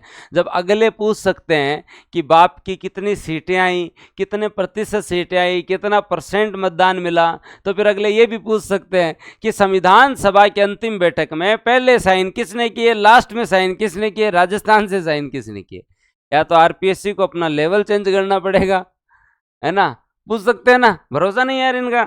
जब कृष्णा की 8 सहायक नदी पूछी जा सकती है, तो क्या फिर ड्राफ्टिंग कमेटी के साथ मेंबर नहीं पूछे जा सकते? पूछे जा सकते हैं। तो जब पूछे जा सकते हैं तो हमें याद करने पड़ेंगे। तो याद करने पड़ेंगे, तो अब ये कुछ डेट्स मेरे साथ याद करो ताकि तुम लोगों को थोड़ा याद हो सके। और डेट क्या है भाई? डेट आप लोगों को याद रखनी है। 9 दिसंबर आपकी जो है वो बैठक है, फिर स्थायी अध्यक्ष वाली 11 दिसंबर, 13 दिसंबर को जो है वो दोस्तों आपका उद्देश्य प्रस्ताव, फिर 22 जनवरी को ये उद्देश्य प्रस्ताव पारित होता है। और दोस्तों उसके बाद में आपके 22 जुलाई को हम जो है वो राष्ट्र ध्वज जो है वो दोस्तों आप लोगों का जो है वो माना जाता है। और 29 अगस्त को आपकी जो है वो प्रारूप समिति बनती है। क्या बनती है? प्रारूप समिति बनती है। और 3 वाचन होते हैं। कितने वाचन होते हैं? 3 वाचन होते हैं। फिर आगे 3 इंपॉर्टेंट डेट हैं, और वो 3 इंपॉर्टेंट डेट क्या है? 1949 के अंदर आप लोगों को जो है वो दोस्तों एक डेट मिलेगी, 26 नवंबर 1949 आपको मिलेगा। फिर आपका 24 जनवरी 1950 मिलेगा आपको। और उसके बाद में दोस्तों 26 जनवरी 19 जो है वो 50 मिलेगा। अब आप लोगों को ये तो पता ही है, इस दिन हमारा संविधान जो है वो आत्मर्पित, अंगीकृत और अधिनियमित होता है। हमारे संविधान के 16 महत्वपूर्ण आर्टिकल जो है वो लागू हो जाते हैं, याद रख लेना आप। अब उसके बाद में जो है वो दोस्तों 24 जनवरी को हम हमारे संविधान सभा के अध्यक्ष को जो है वो राष्ट्रपति मानते हैं, और उसके बाद में हम हमारा जो है वो राष्ट्रगान है और राष्ट्रगीत जो है वो दोस्तों आप याद रखना, हम जो है वो यहाँ डिसाइड करते हैं, और यहाँ हम संविधान को पूर्ण रूप से लागू कर देते हैं। यहाँ हम संविधान को पूर्ण रूप से लागू कर देते हैं। यहाँ हम संविधान को क्या कर देते हैं? पूर्ण रूप से लागू कर देते हैं। क्लियर? अभी जिनको लग रहा है कि इस बार कुछ कंटेंट और अच्छा मिल रहा है तो इंतजार करो, अभी तो तुम्हें बहुत कुछ लगेगा कि संविधान सभा भी जो है ऐसे पढ़ी जा सकती है क्या, ऐसे पढ़ी जा सकती है। तुम लोगों ने आज तक जो संविधान सभा पढ़ी है ना, वो मुझे लगता है कि तुमने इससे आधी भी नहीं पढ़ी होगी। मुझे लगता है कि इससे आधी भी नहीं पढ़ी होगी। तुम लोगों ने अब तक जितना पढ़ा है वो मेरे हिसाब से जो है वो बस जल्दीबाजी में पढ़ा है। किस किस ने पहले से पढ़ा हुआ है भाई? पढ़ा हुआ तो है लेकिन जल्दीबाजी में पढ़ा हुआ है ना? अब थोड़ा दिमाग में बैठ रहा है। हाँ, अब उसके साथ कुछ अदर चीज़ें भी देखते हैं। तो पहले पढ़ा होगा बट थोड़ा सा डिटेल में पढ़ लो। होता क्या है कि जैसे कल मेंस के कई स्टूडेंट मेरे पास आए, है ना, और जब आए तो दूसरी जगह के थे, बस मुझे ऐसे ही जानते थे। तो क्या सर मिलना है? जब आदमी का पेपर बिगड़ जाता है ना, मेरी हमेशा से आदत रही है, जिनका सही होता है उनसे मिलूँ न नहीं मिलूँ, लेकिन बिगड़ जाता है तो फिर मिलना ही पड़ता है। तो क्या सर मिलना ही है? तो फिर जब मैं कल मिला उनसे तो आते ही उन्होंने कहा कि सर ये नहीं आया, वो नहीं आया, वहाँ से पढ़ा तो ये कमी रही, वहाँ से पढ़ा तो ये कमी रही। मैं देखो कमियाँ दूसरों में निकालने में नहीं होती है, कमियाँ हम में ही होती हैं, और हमने जो है वो कोई कमी रखी होगी, तुम लोगों ने कोई कमी रखी होगी। कंटेंट जो है वो ठीक है, हमारे वाले से थोड़े ज़्यादा आ गए, कहीं और से थोड़े कम आ गए होंगे, लेकिन आपको वैल्यू एडिशन करनी चाहिए थी, आपको वैल्यू एडिशन करनी चाहिए थी। लेकिन मैंने उनसे एक ही चीज़ पूछी, होगा अब तुम लोगों को थोड़ी सी फील हो रहा है क्या? सर किस बात की? कि काश थोड़ा ज़्यादा पढ़ लेते तो जो है क्या फ़र्क पड़ता। और सही बात है, जब 2-3 साल तैयारी करते हैं और 5-7 पेज एक्स्ट्रा पढ़ लेते हैं, 10-15 पेज एक्स्ट्रा भी पढ़ लेते हैं, तो उससे ज़्यादा फ़र्क नहीं पड़ता। लेकिन जब उन 5, 10, 15, 20 पेज के एक्स्ट्रा पढ़ने से जब क्वेश्चन आता है, तब आप जो है ना एक बार कॉलर खड़ी करके बाहर निकलते हैं एग्जाम हॉल से कि मेरा सही हुआ है, कि मेरा कुछ अलग था, मैं ही करके आया हूँ, बहुत कम लोग इसे करके आए हैं। और जब आपसे वो नहीं होता है तब आपको फील होता है कि मैं 100 पेज के नोट्स पढ़ रहा था तो 110 के पढ़ लेता, क्योंकि मेरे जीवन में ये मोमेंट जो है वो 3 साल में एक बार आ रहा है। और जब 3 साल में एक बार आपको मेंस या एसआई का पेपर देने को या आरएस का पेपर देने को मिल रहा है, तो उस समय आप जो है वो 30-35 पेज के लिए जो है वो अपना क्यों बर्बाद करें? हैं? सही बात है। तो थोड़ा सा कंटेंट ज़्यादा पढ़ लेना चाहिए। और जब कल शुक्ला सर और हम लोग सब डिस्कस कर रहे थे, वो यूट्यूब पे बोल रहे थे कपिल इस चीज़ में काफ़ी इनसिक्योर है कि वो रिस्क नहीं लेना चाहता, और वास्तविकता में मैं रिस्क नहीं लेना चाहता, क्योंकि जब मैंने मेरे लिए रिस्क नहीं ली, जब मैंने खुद के लिए पढ़ा, तो मैंने जो है यही सोचा कि भाई कुछ भी रह नहीं जाए। क्योंकि जब फर्स्ट अटेम्प्ट मैंने दिया था तो मैं भी बाजार पर आधारित था, तो बाजार में जो चीज़ें थी उन बाजार पर आधारित चीज़ों पर मैं आधारित था, और 534 रैंक आई और मैं वापस पढ़ने लगा। जब मैंने सेकेंड अटेम्प्ट दिया तो मैंने एकदम क्लियर कर लिया कि बाजार पर आधारित नहीं, आत्मनिर्भर बनना पड़ेगा, कंटेंट जो है वो पूरा का पूरा खींचना पड़ेगा, लिखना पड़ेगा, सारी चीज़ें तैयार करनी पड़ेगी। अब रिस्क नहीं ले सकते, क्योंकि ऐसे हर बार अगर असफल हुए तो फिर मतलब क्या ही मतलब हुआ पढ़ने का। इतना खुद मेहनत करके आदमी असफल हो जाए ना तो कोई बात नहीं, लेकिन मेहनत में कमी रह जाए, अपन ने एफर्ट नहीं लगाए, अपन ने जो है वो मतलब जो है मेहनत नहीं की, हम कहीं लापरवाही बरत गए, तो वो गलत है। आज ज़्यादा जोर नहीं आ रहा, अभी आपको जोर नहीं, क्योंकि बच्चा पढ़ सकता है अगर उसे पढ़ाया जाए तो ये मैं आप लोगों से वादा करता हूँ कि आ जाएगा लोगों से तो बहुत ज़्यादा, लेकिन थोड़ा सा ज़्यादा पढ़ाएंगे, थोड़ा सा ज़्यादा पढ़ाएंगे।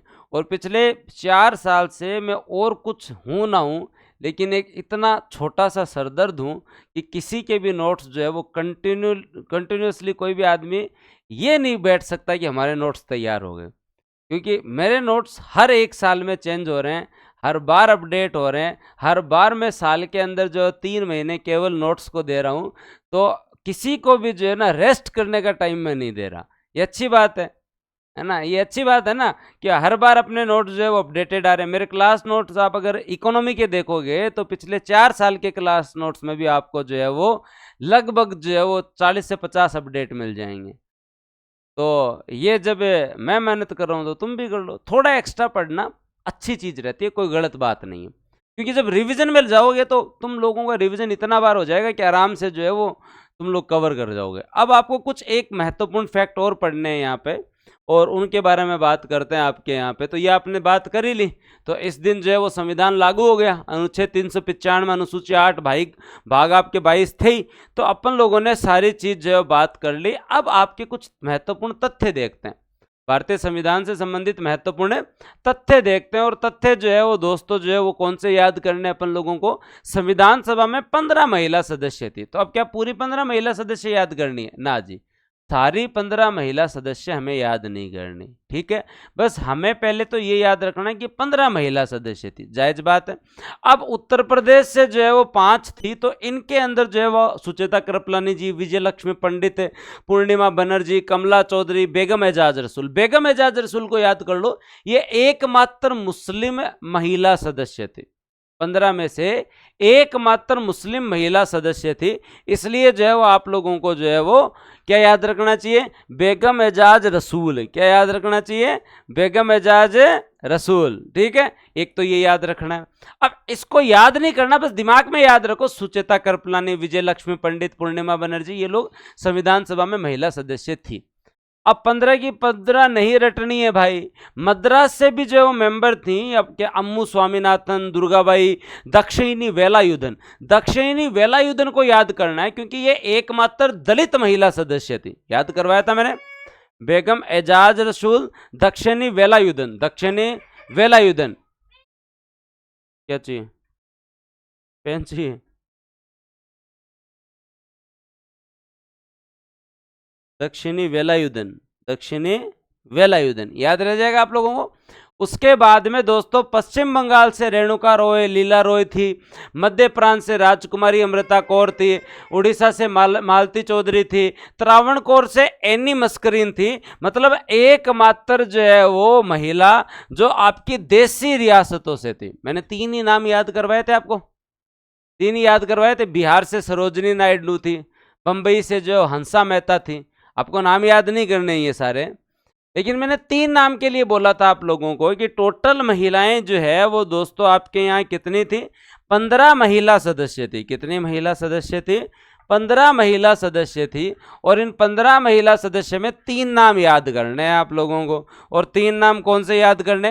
बेगम एजाज रसूल जो कि दोस्तों एकमात्र महिला सदस्य जो है वो मुस्लिम महिला सदस्य। दक्षिणी वेलायुधन, दक्षिणी वेलायुधन ये आप लोगों को क्लियर रखना है कि दक्षिणी वेलायुधन जो है वो दोस्तों दलित महिला थी। और एनी मस्करीन याद रखे, एनी मस्करीन है ये दोस्तों एकमात्र महिला जो आपके जो है वो कहां से थी? रियासतों से थी। जायज बात है, एकदम क्लियर बात। हाँ, अभी संविधान सभा नहीं पढ़नी, चलो। एनी मस्करीन, अच्छा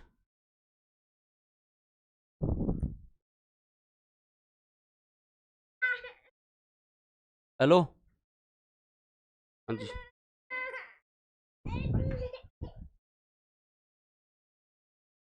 एनी मस्करीन, ठीक है। तो बेगम एजाज रसूल, दक्षिणी वेलायुधन, एनी मस्करीन ये 3 नाम याद हो जाएंगे। अब कभी कभी वो लेवल से ज्यादा चले जाते हैं, उसके लिए आपको तैयार रहने की जरूरत नहीं है। वो चले जाएंगे तो चले जाएंगे, आप और मैं कुछ नहीं कर सकते, आप और मैं कुछ नहीं कर सकते।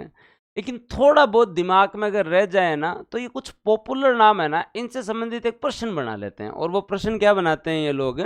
हाँ, वैसे आपको याद नहीं करना, वो प्रश्न बनाते हैं सरोजनी नायडू जो है वो सदस्य थे संविधान सभा के। याद था? याद रह जाएगा तुम्हें। सरोजनी नायडू सदस्य थे संविधान सभा के। वो कहाँ से थे? वो बंबई से थे, यूपी से थे, बिहार से थे या बंगाल से थे? अब यहाँ हम गलत कराते हैं, क्योंकि हमें यह लगता है नेशनल मूवमेंट में जो सब थे ना वो सारे यूपी से ही थे। तो हम एक प्रश्न तो यहां से गलत कराते हैं, या कभी अगला जो है वो थोड़े लेवल से बनाना चाहे तो इनसे संबंधित पूछ लेता है कि विजय लक्ष्मी पंडित जो है या दोस्तों सुचेता कृपलानी जी है, ये दो पॉपुलर नाम और हैं, दो पॉपुलर नाम और हैं कि ये कहां से सदस्य थे, ये कहां से सदस्य थे। तो ये प्रश्न अगला अगले एक लेवल से ज़्यादा जाए तो वैसे हम लोग इसके लिए भी तैयार हैं, लेकिन नहीं जाएगा। लेकिन ये आप लोगों को इतना पता होना चाहिए कि संविधान सभा में 15 महिला सदस्य थी। एनी मस्करीन को याद किया, दक्षिणी वेलायुधन को याद किया, बेगम एजाज रसूल को याद किया, लेकिन 3 पॉपुलर नाम थे, सुचेता कृपलानी, विजय लक्ष्मी पंडित और सरोजिनी नायडू।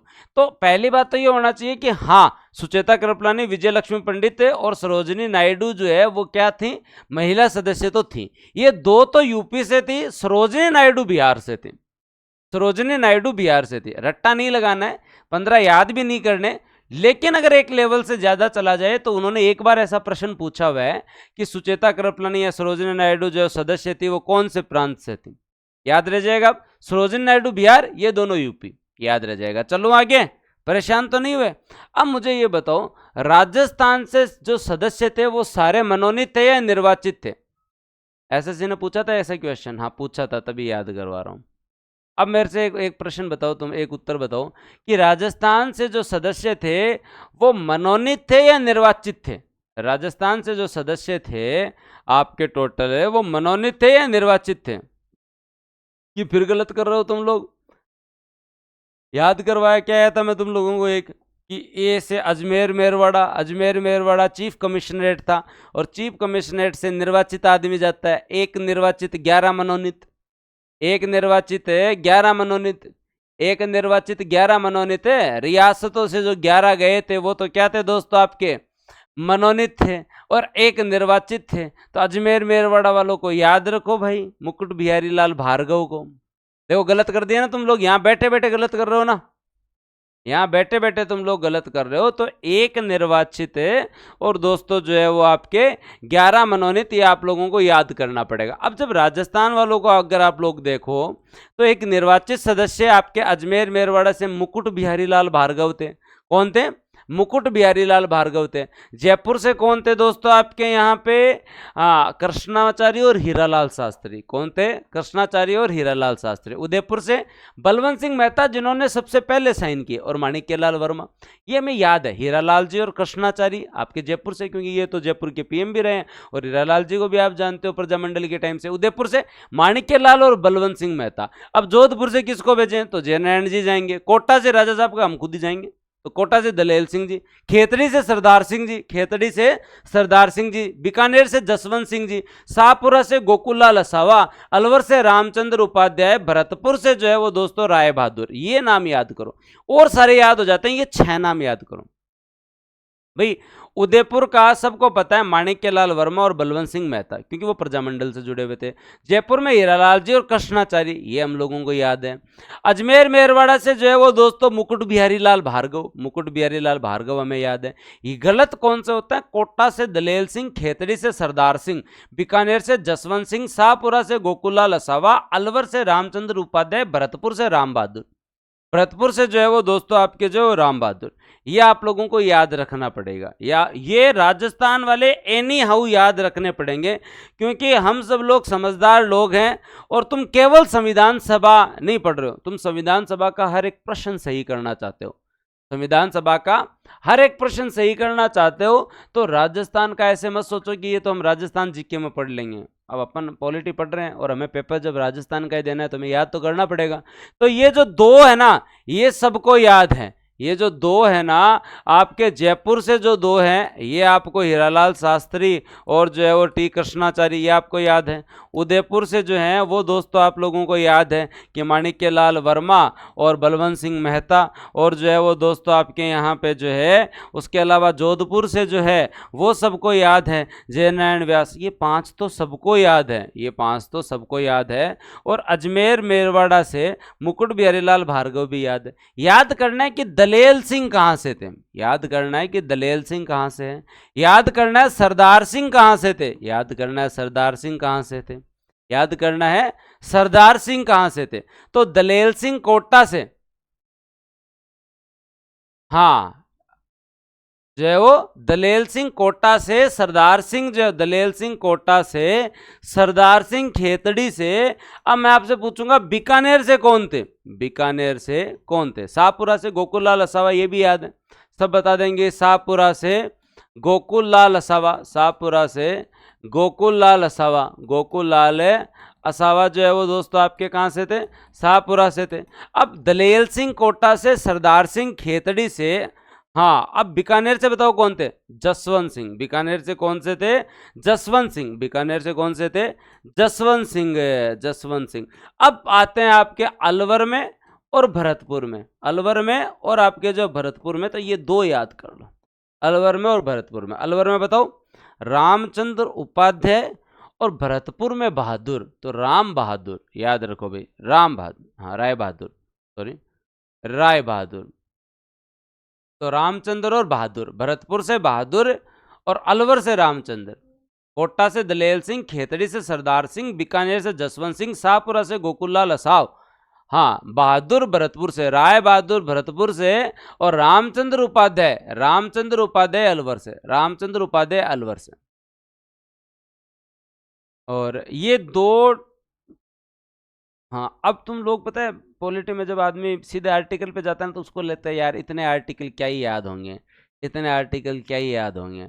आदमी सीधा फंस जाता है ना मूल अधिकारों में, तो वो 5-4 दिन से झुंझलाहट में रहता है। अब तुम जैसे ही पॉलिटी के आर्टिकल पे जाओगे ना, राज्य राज्य जाओगे, पीछे छुड़ा उस हिस्ट्री से पूछा छुड़ा, वो इतने अधिनियम याद करे, उसके बाद में इतनी डेट याद करी, फिर वो संविधान सभा याद करी, फिर उसके प्रारूप समिति के अंदर जो है वो सारे जो है Gopal Swami Iyengar, Krishna Swami Ayyar, K M Munshi, N Madhava Rao, T Krishnachari, Syed Mohammad Saadulla, और इतनी सारी चीज़ याद की। अब आर्टिकल तो नॉर्मल सी बात है, आर्टिकल तो नॉर्मल सी बात है। अब अच्छे लगेंगे तुम लोगों को, अब तुम्हारा मन कर रहा है कि जल्दी से सर अब आर्टिकल पे ले जाओ, बहुत दिन हो गए इसके अंदर, क्योंकि तुम लोग जो है वो फैक्ट के लिए अब मेंटली तैयार हो गए हो, अब फैक्ट के लिए मेंटली तैयार हो गए हो, और अब तुम लोगों ने इतनी प्रैक्टिस कर ली है फैक्ट की, अब तुम्हें आर्टिकल नॉर्मल लगेंगे, आर्टिकल में तुम्हारा इंटरेस्ट होगा। नहीं, जनरली पॉलिटी में सीधा ही हम लोग पॉलिटी पर हमला करते हैं और आर्टिकल पे जाते हैं ना, तो वहाँ पे जाते ही आदमी एक बार फ्रस्ट्रेट होकर निकलता है कि अरे यार ये 14 में क्या है, 15 में क्या है, 16 में क्या है, ये 16 के इतने पार्ट हैं, 15 के 5 इतने पार्ट है, इतने याद थोड़ी होते हैं। तो आर्टिकल तो तुम्हें अब एकदम हलवा लगेंगे और मैं याद करवा दूंगा सारे आर्टिकल, लेकिन मुद्दा यहाँ था कि इसमें से क्या क्या महत्वपूर्ण था, इसमें से क्या क्या महत्वपूर्ण था, तो ये आप लोगों को याद करना था, ठीक है।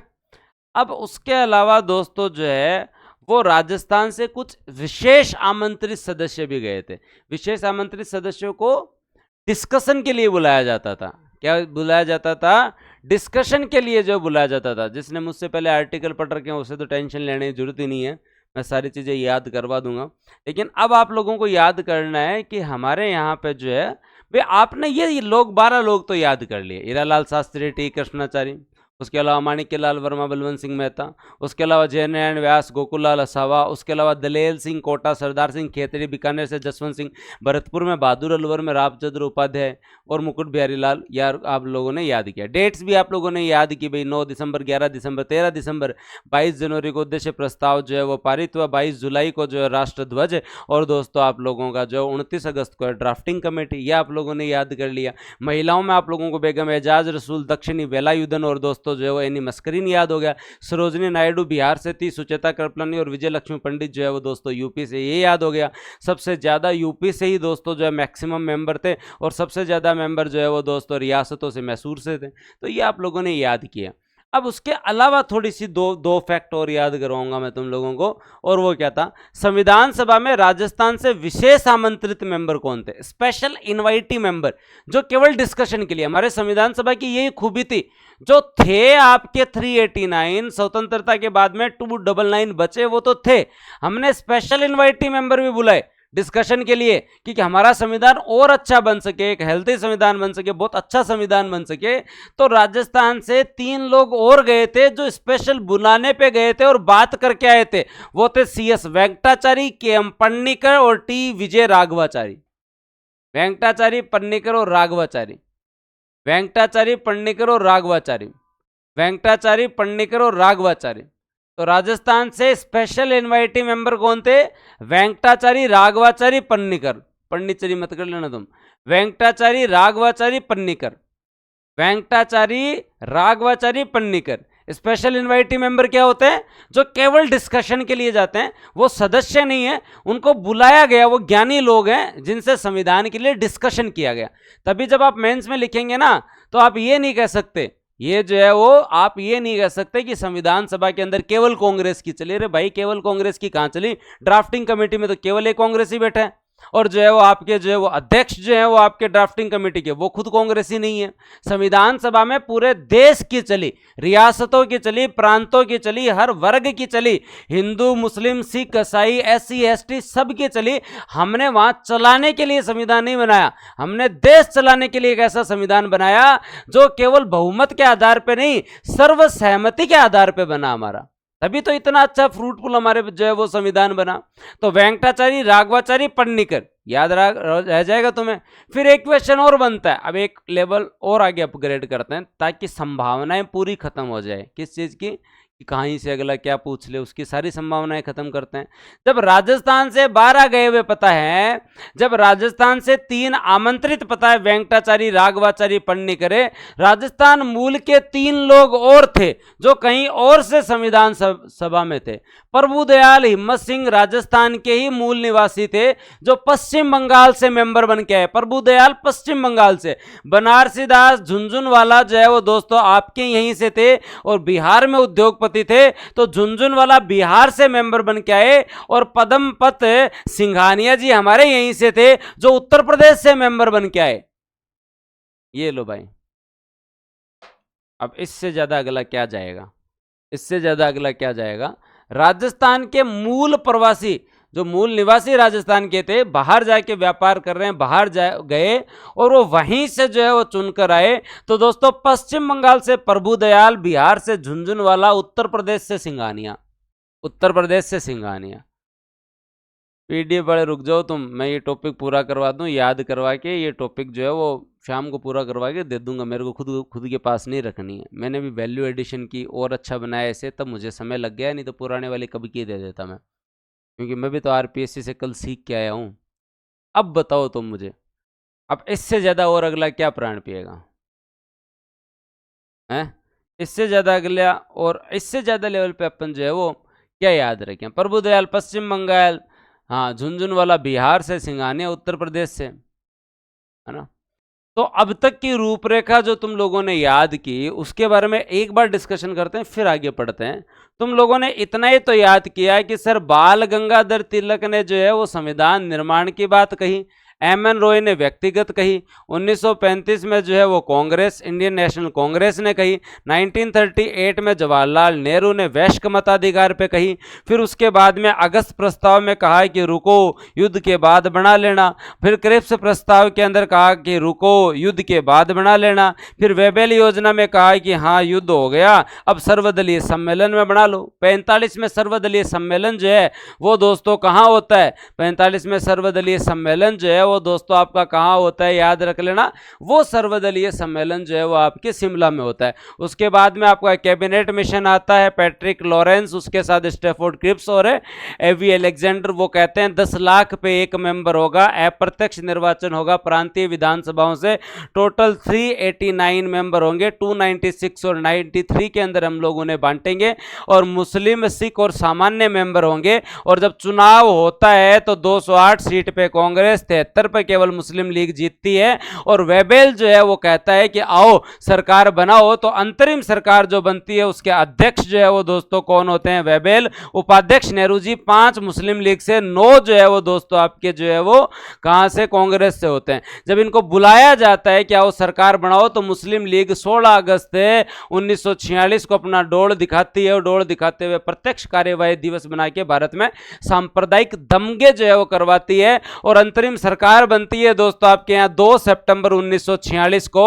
और फिर एटली घोषणा में कहते हैं कि 30 जून 1948 तक भारत को आजाद कर देंगे। फिर दोस्तों जो है वो आपके 3 जून 1946 को क्या आता है, 3 जून 1946 को दोस्तों आप लोगों को जो है वो याद रखना है। क्या आता है भाई, 3 जून 1946 को आपकी जो माउंटबेटन योजना आती है। कौन सी योजना आती है दोस्तों आपके यहाँ, माउंटबेटन योजना जो है वो दोस्तों आपके यहाँ जो है वो 1947 सॉरी 3 जून 1947 को जो है वो माउंटबेटन योजना आती है। फिर उसके बाद में 18 जुलाई को आपका स्वतंत्रता अधिनियम आता है, और जो है 1947 को 18 जुलाई 1947 को स्वतंत्रता अधिनियम आता है। ये अपन लोगों ने याद किया। हाँ, 3 जून 1947 याद रखना, गलत मत कर देना। फिर 3 डेट 9 दिसंबर, 11 दिसंबर, 13 दिसंबर है, यह आप लोगों को जो है वो याद रखनी है। 1946 की आपके अस्थायी यहाँ स्थायी यहाँ उद्देश्य प्रस्ताव पारित होता है 22 जनवरी 1947 को, और 22 जुलाई 1947 को दोस्तों जो है हम लोग राष्ट्र ध्वज जो है उसको स्वीकार करते हैं। और आपके यहाँ 29 अगस्त को हम ड्राफ्टिंग कमेटी बनाते हैं, जिसके अंदर आदमी कौन होते हैं, अंबेडकर जी, सैयद मोहम्मद सादुल्ला, बीएल मित्र जो त्याग पत्र देते हैं उसकी जगह माधव राव आते हैं, खेतान जी की मृत्यु होती है वहां कृष्णामाचारी आते हैं, गोपाल स्वामी और कृष्ण स्वामी, और उसके अलावा केएम मुंशी जो एकमात्र जो है वो आपके यहाँ होते हैं। ये आपकी 3 डेट आप लोगों को याद रखनी है। उसके बाद में दोस्तों तुम्हें जो है वो 26 नवंबर याद होना चाहिए, फिर बाद में 24 जनवरी याद होना चाहिए, फिर 26 जनवरी याद होना चाहिए। यहाँ राष्ट्रपति और राष्ट्रगान और राष्ट्रगीत की बात होती है। सबसे पहले साइन नेहरू जी करते हैं, सबसे लास्ट में साइन जो है वो राजेंद्र प्रसाद साहब करते हैं। राजस्थान की तरफ से जो है वो बलवंत सिंह मेहता जी करते हैं। याद रहा, महिला सदस्य 15 थी, बेगम एजाज रसूल एकमात्र महिला, दक्षिणी वेलायुधन एकमात्र दलित महिला, और एनी मास्कर एकमात्र रियासतों से महिला, और जो विजय लक्ष्मी पंडित और सुचेता कृपलानी यूपी से थे, सरोजनी नायडू बिहार से थे। हमने ये पढ़ा। राजस्थान में जो है एक निर्वाचित सीट मुकुट बिहारी लाल भार्गव,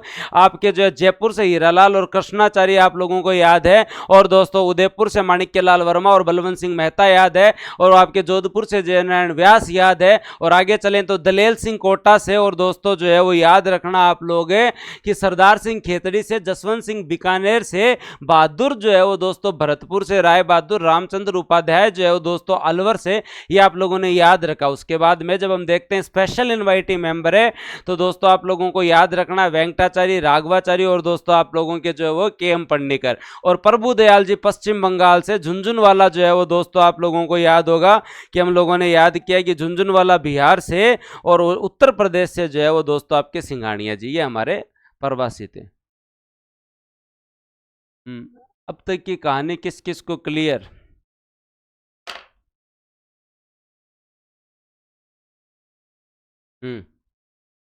तो ये टॉपिक कंप्लीट होगा, और उसके साथ जो है वो यही दे दूंगा तुम्हें, एक बार टाइप होने में टाइम लगे तो एक बार ये अपलोड करवा दूं, फुल अंडर कंट्रोल। लेकिन तुम वो भूल रहे हो, संविधान की पृष्ठभूमि। हाँ, वो मत भूलो यार, मैं रिवीजन करवाऊंगा तब करवाऊंगा, तुम थोड़ी भूल सकते हो। मैं 1-2 दिन में रिवीजन करवाऊंगा। मैं रिवीजन तब करवाऊंगा जब एक सेक्शन पूरा हो जाएगा, क्योंकि अब संविधान सभा ऑलमोस्ट पूरी है। अब उसके बाद में, हाँ, उसके बाद में जो है वो हमें संविधान की प्रकृति, और उसके अलावा दोस्तों जो है विशेषता, और उसके अलावा प्रस्तावना पढ़ना है। उसके बाद में प्रस्तावना पढ़ना है, तो फिर आपका एक सेगमेंट प्रस्तावना पढ़ना है, एक सेगमेंट पूरा हो गया, ये 5 टॉपिक पूरे हो जाएंगे ना। तो एक बार मैं यही दे देता हूँ, टाइप की भी बाद में दे दूंगा, क्योंकि अभी वर्कलोड चल रहा है, हमारे पास 4 टाइपिस्ट है, उनमें सारे सारे इको सर्वे में लगे हुए बैठे, तो तब तक इससे पढ़ लो, ठीक है।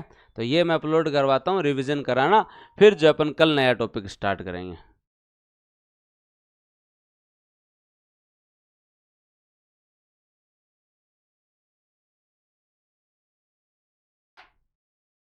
ठीक है, थैंक यू, जय हिंद, राम राम।